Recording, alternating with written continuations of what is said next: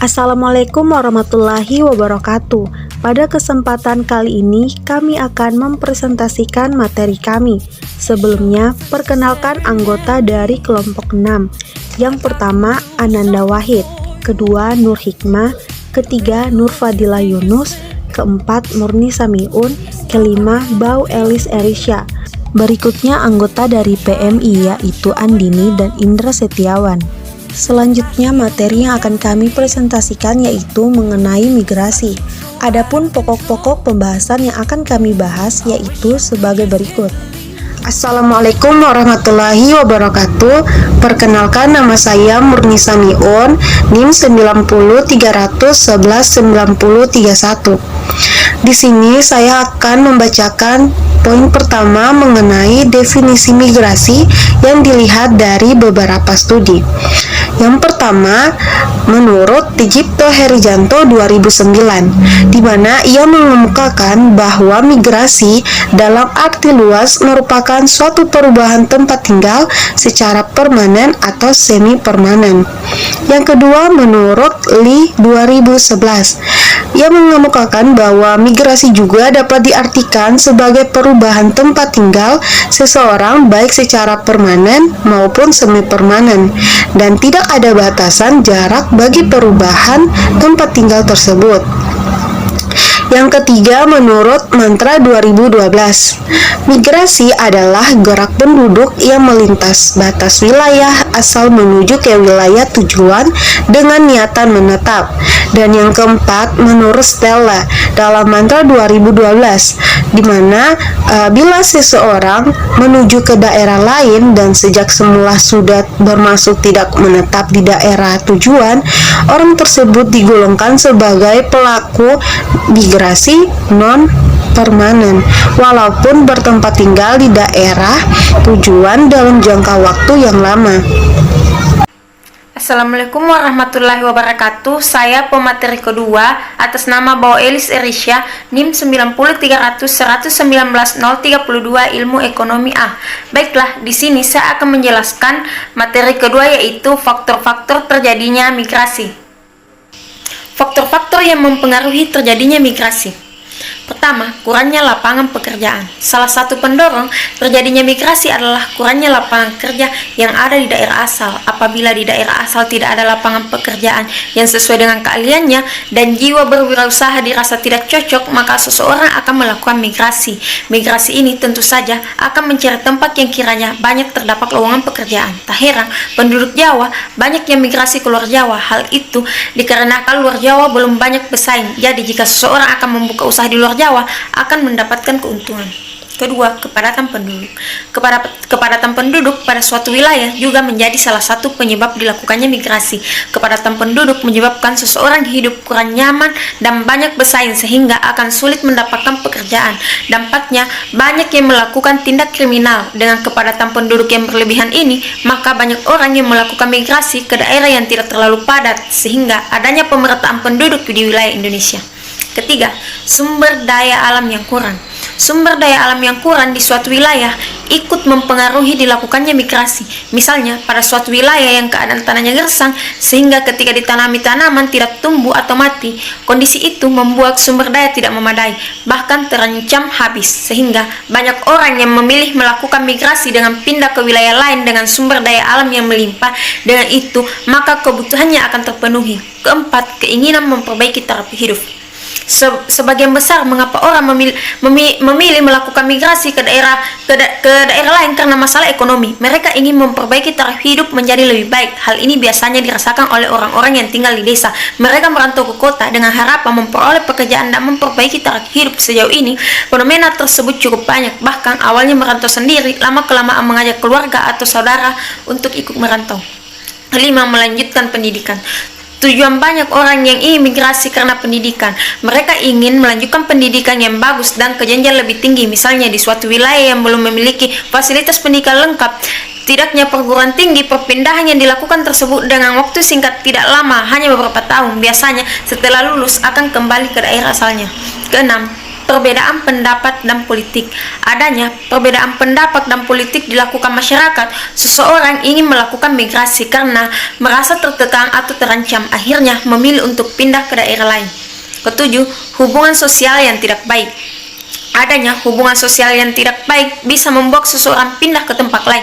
Kondisi itu membuatnya merasa tidak nyaman dan tidak tenang. Akhirnya memutuskan untuk pindah ke daerah lain agar mendapatkan kehidupan yang lebih baik. Kedelapan, alasan agama.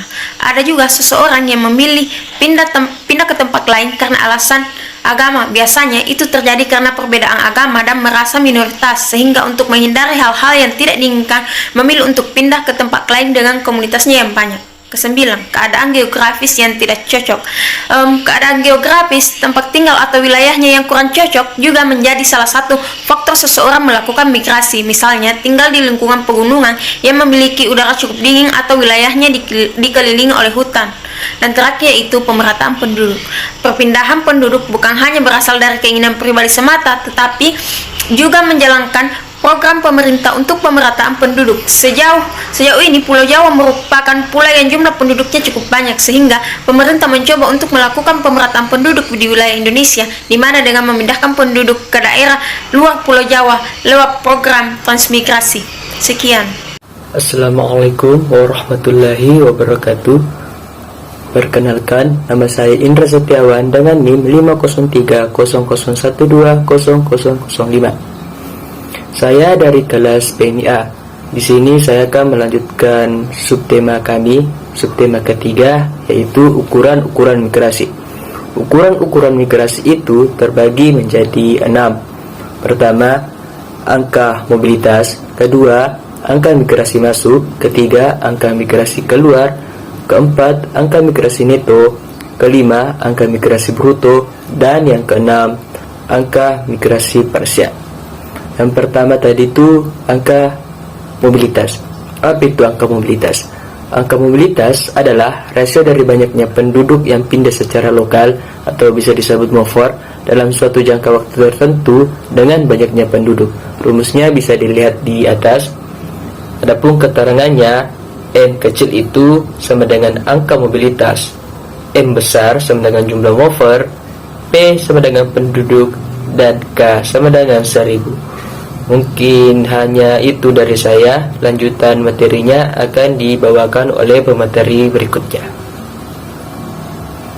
Assalamualaikum warahmatullahi wabarakatuh. Perkenalkan, nama saya Ananda Wahid, NIM 903119002. Di sini saya akan membahas mengenai angka migrasi masuk dan angka migrasi keluar. Pertama-tama, migrasi merupakan salah satu dari 3 faktor yang mempengaruhi perubahan jumlah penduduk. Migrasi dapat menambah atau mengurangi jumlah penduduk di suatu wilayah. Selain itu, masalah migrasi di Indonesia berkaitan dengan kepadatan dan distribusi penduduk yang tidak merata. Berdasarkan hasil Susenas Maret 2019, Provinsi Kepulauan Riau merupakan provinsi dengan persentase terbesar penduduk berstatus migran masuk seumur hidup dan resign. Sementara itu, DKI Jakarta merupakan provinsi dengan persentase terbesar penduduk berstatus migran keluar seumur hidup dan resign. Adapun persentase tertinggi penambahan penduduk akibat migrasi seumur hidup terjadi di Provinsi Kepulauan Riau, sedangkan presentasi tertinggi pengurangan penduduk akibat migrasi seumur hidup terjadi di Provinsi Jawa Tengah. Migrasi masuk di sini tandanya MI. Ini adalah perhitungan angka migrasi yang menunjukkan banyaknya migran atau orang berpindah itu yang masuk setiap 1000 penduduk di setiap wilayah dalam kurun waktu 1 tahun. Jadi, dalam waktu 1 tahun itu setiap 1000 penduduk ada berapa orang yang masuk ke daerah tersebut. Bagaimana cara menghitungnya? Dengan memasukkan rumus. Rumusnya itu MI sama dengan INMIG dibagi P dikali 1000. MI di sini ditanda dengan angka migrasi masuk, sedangkan INMIG ditanda dengan jumlah migrasi masuk. P-nya itu jumlah penduduk pada pertengahan tahun dikali 1000 penduduk dalam kurun waktu 1 tahun. Yang selanjutnya itu angka migrasi keluar. Angka migrasi keluar ditandai dengan MO atau outmic merupakan perhitungan angka migrasi yang menunjukkan banyaknya migran yang keluar setiap 1000 penduduk di suatu wilayah dalam kurun waktu 1 tahun. Hampir sama dengan rumus migrasi masuk, yaitu MO sama dengan outmic dibagi P dikali 1000. MO-nya itu angka migrasi keluar, outmic-nya itu jumlah angka migrasi keluar, sedangkan P jumlah penduduk pada pertengahan tahun dikali 1000 penduduk dalam kurun waktu 1 tahun. Baiklah, itulah penjelasan saya mengenai angka migrasi masuk dan angka migrasi keluar. Selanjutnya akan dilanjutkan oleh Saudari Andini. Baik, saya akan menjelaskan mengenai angka migrasi neto dan angka migrasi bruto. Yang keempat, angka migrasi neto adalah selisih banyaknya migran dan keluar ke dan dari suatu daerah per 1000 penduduk dalam 1 tahun. Dengan menggunakan rumus MN sama dengan I kurang O per P. Keterangan MN sama dengan angka migrasi neto, O sama dengan jumlah migrasi keluar, I sama dengan jumlah migrasi masuk, P sama dengan penduduk pertengahan tahun. Kelima, angka migrasi bruto adalah angka yang menunjukkan banyaknya kejadian perpindahan, yaitu jumlah migrasi masuk dan migrasi keluar dibagi jumlah penduduk tempat asal dan jumlah penduduk tempat tujuan. Dengan rumus MG sama dengan I tambah O per P1 tambah P2 dengan keterangan MG sama dengan angka migrasi bruto, P1 sama dengan penduduk di tempat tujuan, P2 sama dengan penduduk di tempat asal, K sama dengan 1000. Assalamualaikum warahmatullahi wabarakatuh. Saya Nurfadila Yunus, NIM 903119012. Di sini saya akan menjelaskan angka migrasi parsial dan estimasi migrasi. Angka migrasi parsial adalah jumlah migran ke suatu daerah tujuan dari satu daerah asal atau dari daerah asal ke satu daerah tujuan. Rumusnya MOIJ sama dengan MIJ per PI dikali K, yang dimana MOIJ itu arus migrasi dari I ke J, PI jumlah penduduk daerah tujuan atau daerah asal, MIJ jumlah perpindahan, dan K 1000. Estimasi migrasi. Untuk keperluan estimasi migrasi penduduk, ada 3 sumber data yang secara umum dapat digunakan, yaitu registrasi, sensus, dan survei. Di Indonesia, registrasi penduduk belum dimanfaatkan untuk estimasi migrasi. Oleh karenanya, estimasi migrasi masih banyak dilakukan dengan menggunakan data sensus penduduk dan survei, termasuk SUPAS atau survei penduduk antar sensus. Jenis migrasi penduduk yang dapat diketahui dari data sensus dan SUPAS adalah migrasi permanen. Sensus penduduk hanya dilakukan 1 kali dalam 10 tahun. Perbedaan yang mendasar antara kedua sumber data tersebut terletak pada jumlah sampel yang dimiliki. SUPAS memiliki sampel yang lebih sedikit dibandingkan dengan jumlah sampel dalam sensus. Perkenalkan, nama saya Nur Hikmah, NIM 903111909 dari Ilmu Ekonomi kelas A. Di sini saya akan melanjutkan materi mengenai urbanisasi dan transmigrasi. Urbanisasi mengacu pada pergeseran populasi dari daerah pedesaan ke perkotaan, peningkatan bertahap jumlah orang yang tinggal di daerah perkotaan, dan cara-cara di mana setiap masyarakat menyesuaikan diri dengan perubahan ini. Perpindahan penduduk dari desa ke kota dipengaruhi oleh adanya beberapa faktor, yaitu faktor pendorong dan faktor penarik seseorang untuk melakukan urbanisasi. Faktor penarik terjadinya urbanisasi yang pertama, penduduk desa yang menganggap bahwa di kota memiliki banyak pekerjaan dan mudah mendapatkan penghasilan. Yang kedua, kota memiliki fasilitas yang lengkap, terutama pada bidang pendidikan, rekreasi, dan kesehatan. Yang ketiga, kota dianggap memiliki tingkat kebudayaan yang lebih tinggi. Yang keempat, kota dianggap sebagai tempat untuk menggantungkan keahlian. Dan yang kelima, kota memiliki tingkat upah yang lebih tinggi. Adapun faktor pendorong terjadinya urbanisasi, yang pertama, kemiskinan yang terjadi di desa. Yang kedua, lapangan pekerjaan yang terbatas. Ketiga, desa memiliki upah buruh yang lebih rendah daripada di kota. Yang keempat, desa memiliki adat istiadat yang ketat bagi yang mereka berpendidikan.